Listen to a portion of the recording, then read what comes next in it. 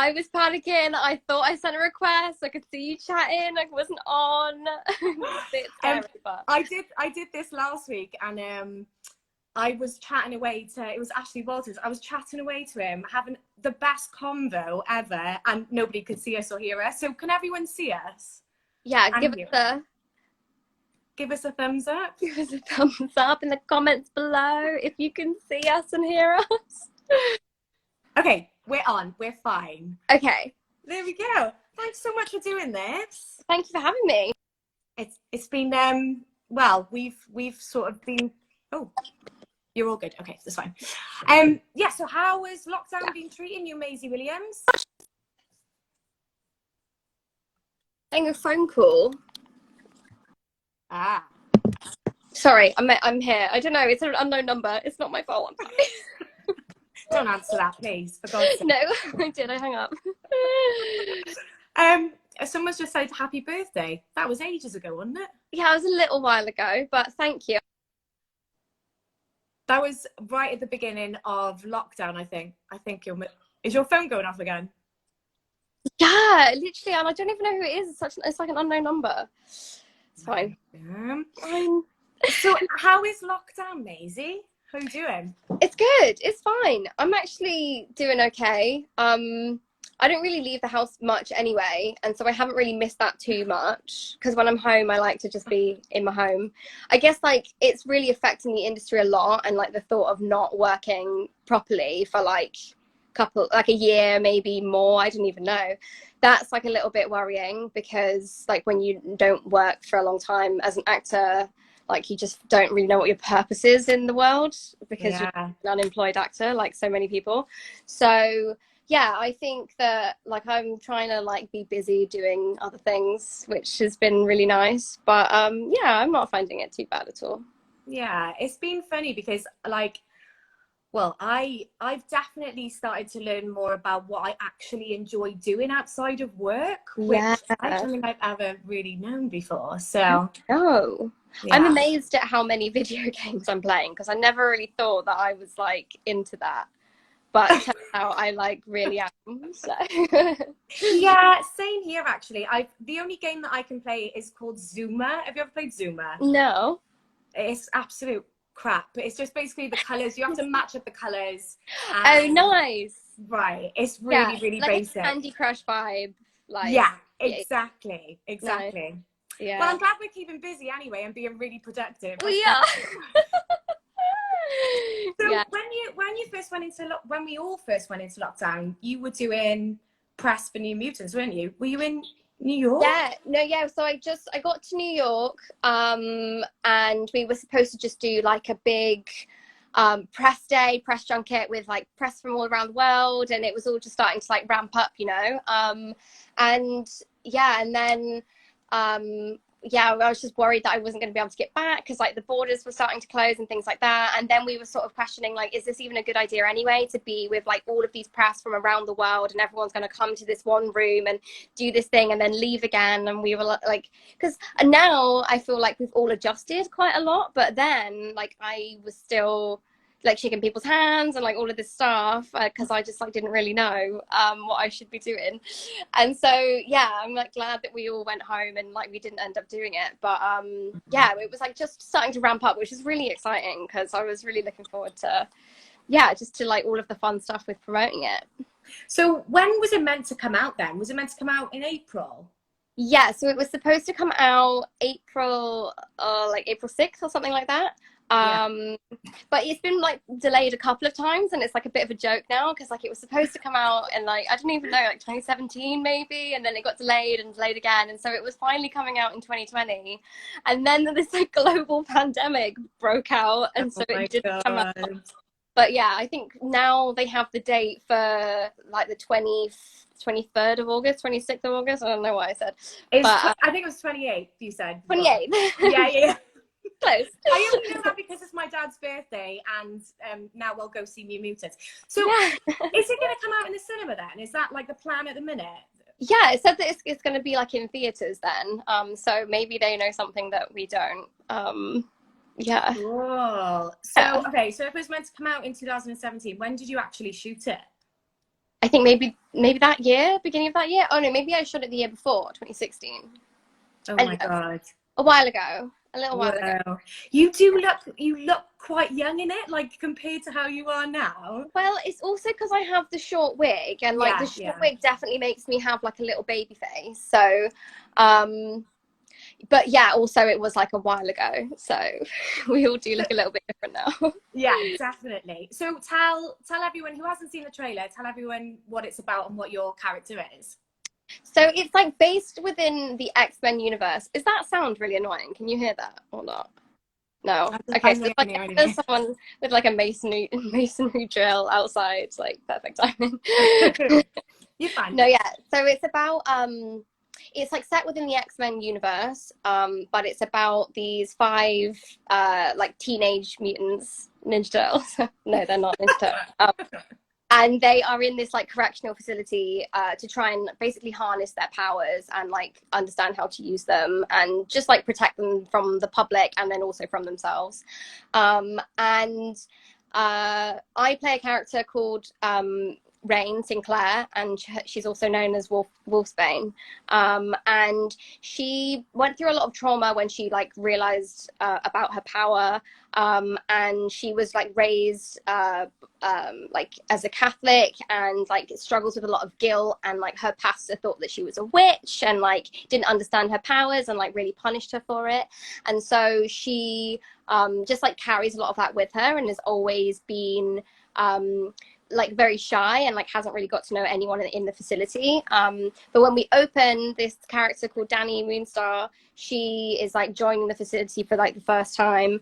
And because like both of them feel like outcasts, they get to know each other very quickly, and they like look out for each other and protect one another. So it's like this big superhero film about like, you know, all these six superpowers, but it's also just this really beautiful love story between these two characters also. So it's like got a bit in there for everyone, really. It looks like loads of fun, and like, to be honest with you, it's like the perfect thing. If it is one of the first films that we've got in the cinema when we go back, I just don't want to watch anything filmed on Zoom. That's what I do. No.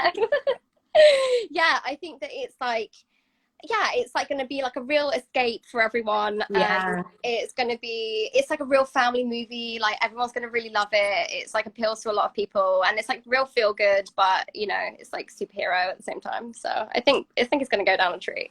Okay, love it. So, as I mentioned to you before, so most of our audience are actors and filmmakers, and loads of Maisie fans, because all they say, I love Maisie, I love Maisie, I love Maisie at the bottom. Yeah, I love it's from it. Brazil. I would really love to go back to the beginning, because as everyone knows, you were so young when you started in the industry. Yeah. So how did it all come about? Because you were with Louise Johnson. Yeah. Where did it start for you? Yeah, so I always wanted to perform when I was a kid, and I joined like a local dance school called Susan Hill School of Dancing in Bradstock, if anyone from the Southwest is watching. um, and I went there, and like I used to just sort of dance with them all the time. And then there was this flyer that was put up on the notice board about this talent show where you could go and basically meet loads of VIPs that were going to change your life. And so I was about 10 at the time, and I was really excited. So I decided to like go and do it. And it took place in Disneyland Paris. And so there was like hundreds and hundreds of kids there. Actually, I think there was some grown-ups as well, but it was like really tailored towards like children. And because I didn't really have anything to lose, and because, you know, when you're a kid, you're just so fearless. Yeah. Instead of just doing dancing, which is like ultimately what my dream was at the time, I think I also did acting and singing and modeling and all of these other things, just because I don't know, my mum just had a really great attitude like that. There was no pressure, but it was also just like really fun to do all of those things, so she just like pushed me to do, yeah, the whole shebang really. And I'm glad that she did, because while I was doing like the acting part of the talent show, there was this woman called Louise Johnston, and she had just set up like an agency, and she asked if I wanted to be part of it, and if I, you know, wanted to be like an actor and do auditions with her. And I didn't really understand what it was. Also through the talent show, I ended up getting an audition for Nanny McPhee. So I knew that I had this audition anyway. But like every kid there like had it, and I didn't really know what I was doing. Like I'd never done anything like it, but she like practiced all of my lines with me and like taught me so much, because she'd also been a drama lecturer before she started the agency, so she really brought it out of me. And I didn't end up getting the Nanny McPhee audition, but we started working together, and then she ended up, the second audition that I got was through her, and she ended up getting me on an audition for Game of Thrones, and then oh my god, and everything changed really. whoa. Yeah. Okay, so we for the Game of Thrones audition then, did you feel prepared going in, like did you feel prepared going into that because of Nanny McPhee, or were you still a little bit like... Yeah, I knew what to expect now, because with Nanny McPhee, I actually got to like a screen test. So I did like the proper thing in front of like real camera with like all of these other kid actors. So like I'd really gone quite far in the process. So I kind of knew what to expect. But I guess, I don't know really, like what I had noticed is like a lot of the young kids were just like really well put together, and like I don't know, as a kid I never really felt like that. I always felt like I was losing something or missing something or forgotten my water bottle or my script or something like that. And so that stressed me out a bit. But what I realized when I got the part in Game of Thrones was like all of those things about me that were like different was like what made me right for that role. And like even I remember on my audition day I had like a hole in my leggings, and I was like trying to cover it with my hand while I was doing my scene. And like Arya is just known for like being scruffy, and especially when she was a kid, like it would always like cause her mother shame, and like she'd always be so like mad at her if she was late or like playing in the mud or all this stuff. And so I don't know, I guess like I learned very early on that like the strange things about you are what make you like unique and what make you like perfect for something. Yeah, for sure. I Yeah. mean, the word, not the word, well, the thing that I really like to instill in people when they come into a casting, like you need to be yourself, because if you're trying to be something that you think that you should be in an audition setting, you know, even outside of just showing your personality, chances are there's going to be other people who are nervous and they're pretending to be some sort of way they think they should act as well.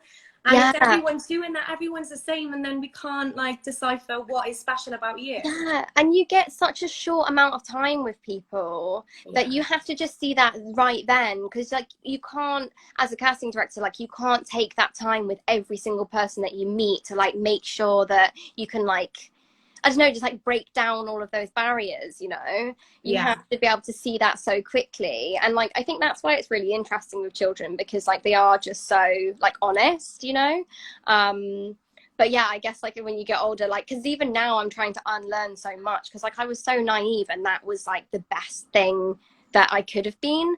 And like now I'm trying to second guess myself all the time and like tripping myself up, which is like the worst way to be. So it's like, it is just something that you end up like learning, I think, like as you get older and you like try and play things safer and safer. But yeah, to just like embrace yourself and take risks is like ultimately gonna like do like better things for you, I think. Yeah, for sure. Do you feel like starting out so young has helped you now in the way that you see any sort of situations where you do have to sell yourself, or yeah, if you have to read for a role, do you feel like that's helped you? I think it's really helped me like on set. Now I know what I'm doing. Yeah. But in terms of auditions and stuff, not really. I still feel like a duck out of water, to be honest with you. Wait, no, ducks are fine. Fish out of water. Ducks will be fine, whatever they're doing. Yeah. So, do you know why I've just said that? It's because that's a line in the show and they joke about it because I love just said it. Anyway. You're selling it. Yeah. But yeah, I don't know. It's really hard. You know what? Self-tapes are something that like just never get any easier, I don't think. And it's just like, you just never know what someone wants. And again, like you've just said, like trying to guess what someone wants and be that person is like the wrong thing to do. But then if you're not doing that, it's like hard to know what you should do. And so I guess like a piece of advice, well, a lot of my actor friends who I give this piece of advice to don't listen to me. So if you don't want to listen to this, I won't be offended. But I always think that you should just take a really strange risk and like use a really stupid prop, or like just like do something with a crazy background, or like as long as it goes with whatever you're doing. Because I just think that people watch so many tapes that like there needs to be something that like that just stands out about you. I couldn't agree more. Like, make a strong choice and like commit to it as well, because sometimes you see strong choices, but if there's like a little bit less confidence than there should be, then it doesn't play out as well. You have to be really confident in what you're actually playing. Yeah, honestly, I think that is it. Like having the belief within yourself, like no matter what you want to do, whether you want to do like you want to be in film or like anything in life, like doing something and like being like with conviction and like just being sure of yourself is like the key to everything. Yeah. And And it's yet really we'll hard. say this all the time, and yet I'll come off this and I'll be like, oh, was I good enough? Like, was I okay? Did I say anything weird? So like, we preach, but like we need to practice what we preach. But it is great tips. Yeah, I mean it's like it's the key, but it doesn't mean that I've really found it yet. No, exactly. I've got the key, but I don't know how to use it. So yeah, literally. okay, so let's talk about being on set and how you work on set. So obviously Game of Thrones, like there is so much going on in some of those scenes. Yeah, You've got pyrotechnics, you've got hundreds of extras, you've got this massive ensemble cast, and yet you've got to stay like grounded and centered in what you're doing. How do you do that? Like, do you have any tips around that? I pace all the time when I'm nervous about anything. Like I'll pace. And like quite often when they're setting up, they'll want you to stand like in your spot. But when there's all of that going on, it can just be like really distracting. And so like from a young age, like I've always just like stuck my fingers in my ears and like looked at the floor and like just repeated stuff to myself, whether it's like my lines or whether it's, I don't know, just like anything about the scene, especially when things are really emotional. I think like as a kid, I used to really convince myself that these awful things were happening around me. And so, yeah, I just like repeat things over and over and over in my head and just be so zoned out from anything that was happening. I guess it's like meditation, to be honest with you, although I wouldn't have used that name for it then.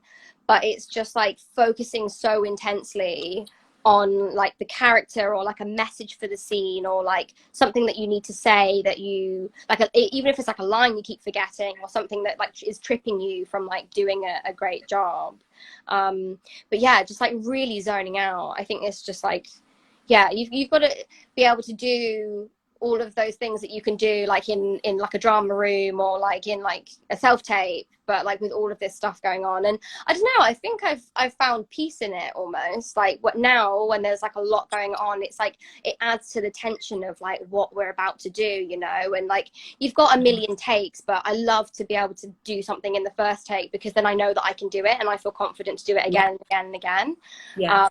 So it's like the build and you can feel it and like people are looking at you and they're like, oh, she's about to do that bit, or, you know. And I just think that now all of the mayhem really sort of like plays into it and I can use it. But yeah, at the beginning I'd have to literally just like have my fingers in my ears and just like repeat things over and over again and like look at my feet. Yeah. You're for you know, you started out so young and you've had this like, well, Game of Thrones is just obviously the biggest show in the world. And you are who you are in it. It's just insane. But how have you got any tips for like young people who are entering the industry, but also parents, like how to keep them like away from it, some certain aspects of it, like you were saying about the you were trying to think of yourself like bad things had actually happened to you and things like that. Like that's quite traumatic. Yeah. Isn't it? Yeah, it is. And you know, when I in like season one, I couldn't cry unless my mum cried. So I would go over to her and be like, "Mum, I need to cry in the scene," and she'd start talking about all of the awful things that have happened in her life, and she'd be like, and we'd just talk about stuff together. Because like, I mean, every family's been through some stuff. Um, and I don't know, me and my mum have always just had a connection over those things. And so we'd literally just sit and talk about awful things and cry. And then I'd go on set and my mum would be offset, like by the monitors, still crying. And I'd go on and do the scene. Go, bye, mum, thank you. Yeah, thanks. Oh, no, sorry, bye, mum, thank you. Be quiet. Yeah. And I don't know if that's the answer because I don't know if that was good for either of us.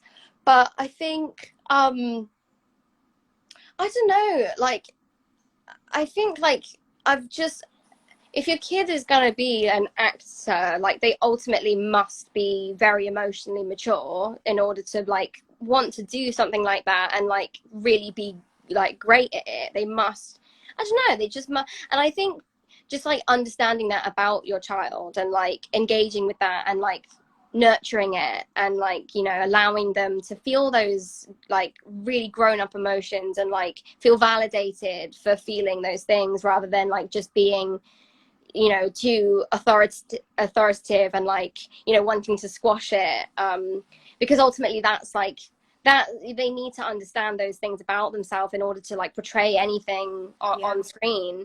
And I don't know, like I think it's I always really struggle to talk with children, but I remember when I was a child I hated when people didn't know how to speak with me because I just wanted them to speak to me like a grown up. And it's so frustrating that I have been like that to other kids instead of just like speaking to them like a grown up, like you know, nurturing, because they see everything. And like I remember when I was a kid I just felt so grown up, like I felt like I knew everything about the world, you know. And I guess because my mum always allowed me to think like that and feel like that, I could then be like a really great actor because like I felt like my emotions were real and valid and like okay. Yeah. Yeah, I don't know. That's amazing. It sounds like your mum was really supportive in the right ways for a young Yeah, actor.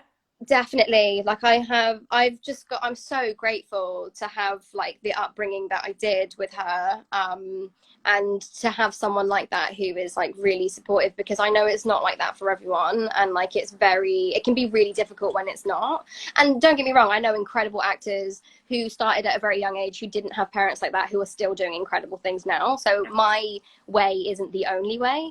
But if you are a parent watching this, like that's just like the greatest thing you could be for them, I think. Yeah, for sure. Yeah.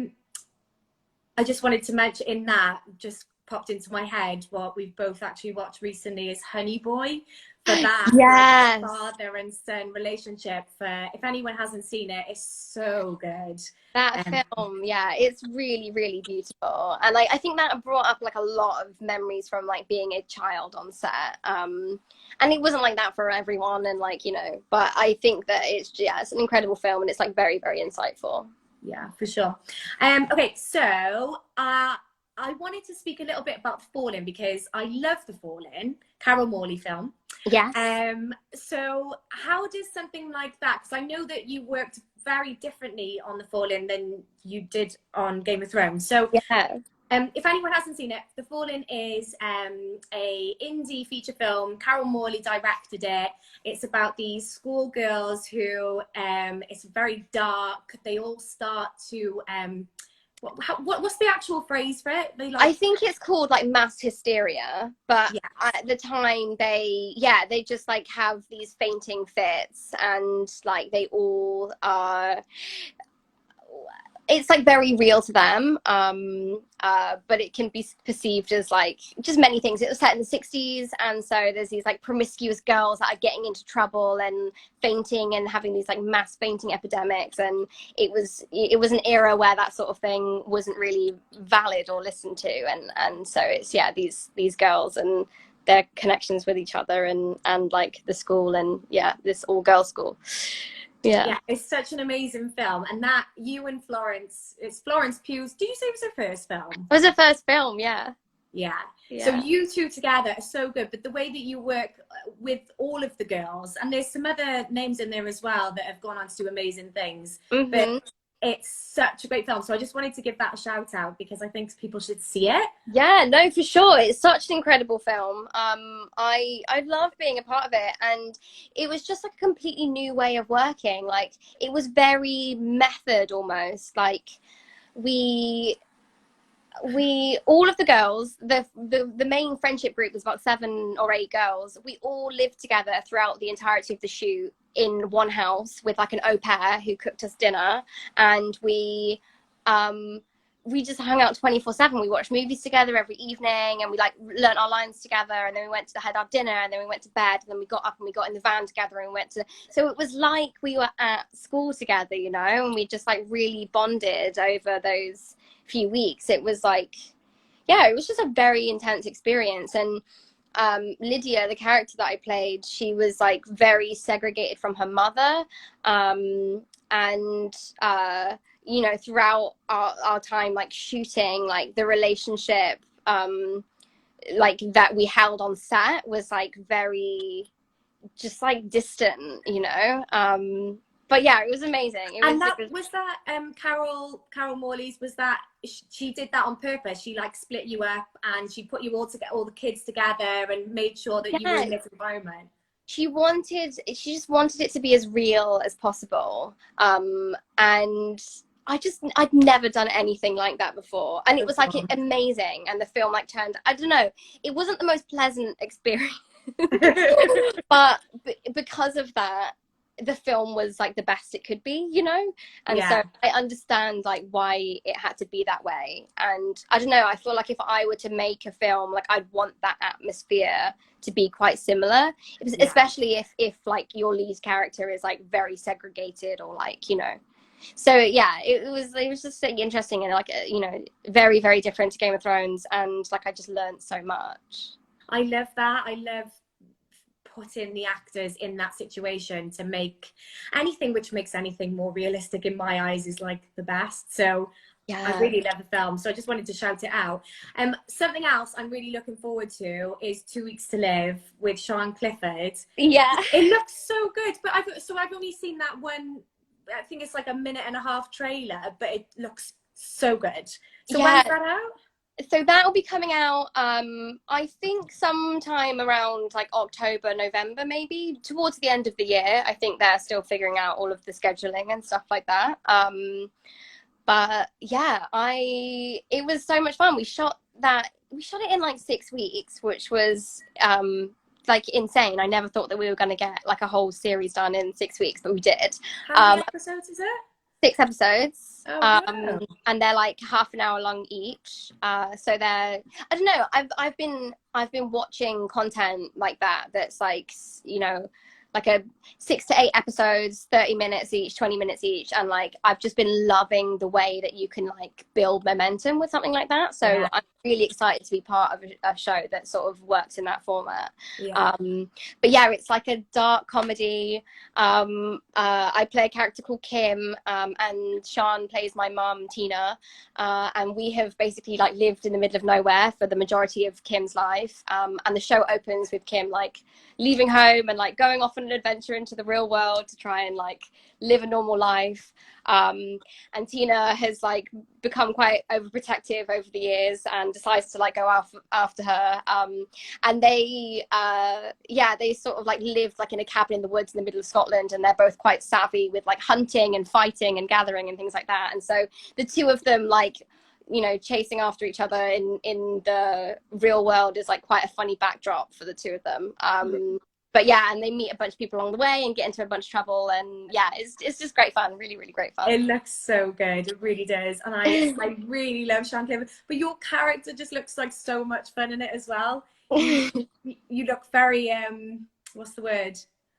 I don't know, it's how I imagine like how you actually are, like the closest thing that I've seen to how you actually are. Yeah, no, I guess so. I think I was just really keen after the show to go into something which was which just was very different. And I think there are a lot of similarities between Kim and Arya. But I think like tonally, the show was just like a great laugh to be on set every single day. And it's like set in present day. So, you know, the clothes and everything like that, it's like all very colorful in comparison to Game of Thrones. And so, yeah, I was just, I guess for me, I was allowed to be most like myself because I don't know. I just think like, you know, on a comedy set like that, it's just like, yeah, you just like want to embrace every part of like humanity that you know, really. Yeah. Yeah. I'm excited for that. So I know you've also been doing a bit of producing because that's how I know you. Yeah. So yeah, tell us a bit about that. Are you like, what's your plans with all of that malarkey? Are you planning on Yeah. doing more? Yeah, so I set up a production company called Pint Size Pictures, and my aim was basically just to tell stories of young women and work with incredible women, and yeah, just like have a go at making my own films, really. Like I feel like I've worked on a lot of different sets, and like there's so much about like, you know, filmmaking that fascinates me, and I just wanted like a vessel to be able to do that, really. And so I've been working on this film with Lowry Roberts, who you know, and we've been doing a short film, which we were supposed to shoot right at the beginning of lockdown, but because we were locked down, we couldn't end up doing it. So we're going to be pushing that to either the end of the year or like the beginning of next year. But that's like, it's been like a really great learning opportunity for me because like I've never, although I've worked on a lot of things, like I've never actually made anything before. And so producing like something short for now has been mega exciting, and I've just like learned so much, and especially because like our leading character is a child, and so like there's just so many precautions that you have to take when you're working with children, and I just wanted that to be like a really pleasant experience for them, but even during lockdown, like we've been writing so much together, and just like coming up with like new and exciting ideas, and honestly we're just never short of ideas, and I don't know how anyone ever struggles to come up with ideas, but it's just like implementing them that we're locked down right now, so it's hard to do anything, but you know, when we're going to bounce back so hard, you have no Oh my idea. God, so hard. It's coming. It's coming. Yeah. It's so good. But you know, your experience and your taste is amazing. So the whole process, because it is kids, to have that perspective from an actor who's really been there in the biggest way you can possibly imagine, is literally priceless. So is that the phrase? Absolutely. Yeah. I don't know. We'll call it that. It's been amazing. So it's been great. Right, we've got to wrap it up. I'm really sorry, but no, it's all good. I wanted to ask you if you've got anything you've been listening to, anything you've been reading that you wanted to shout out. Yeah, so with everything that's going on in the world right now, particularly with like Black Lives Matter and like the whole criminal justice system in America, I've just been like trying to learn as much as I can, and basically stop trying to like pass it off as someone else's problem, because I've always like felt like, you know, I'm a perfect citizen and I'm fine, and I just wanted to dig into that a little more. And so I've been listening to this really great podcast, which I actually saw on Florence Pugh's Instagram first. I got the recommendation from her. It's called Seeing White, and it's by Scene on Radio, and it's just like a really in-depth look at how we got to this situation and why white people have thought and think that it's okay to like be the dominant race among like over like every other race. And like I guess it's like something that you don't really talk about white people as like white people are always seen as like the top, and then there's like all these other races, and like it basically puts white people in that box of like being a race and being like, this is what you are known for, and this is your stereotype, and this is like how you have acted over like millions of years.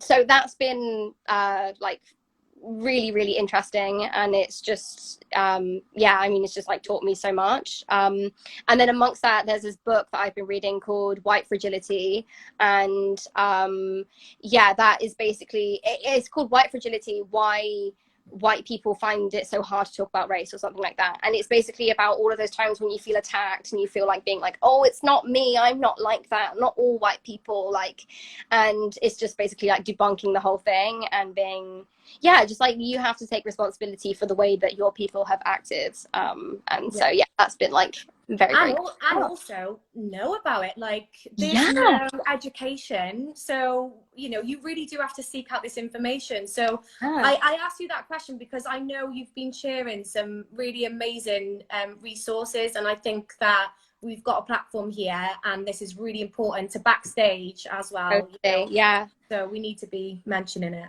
for sure. Yeah, absolutely. I post a lot on my Instagram. I mean, I'm by no means, and I don't think anyone with a platform is trying to say that they are like, they know better than everyone else.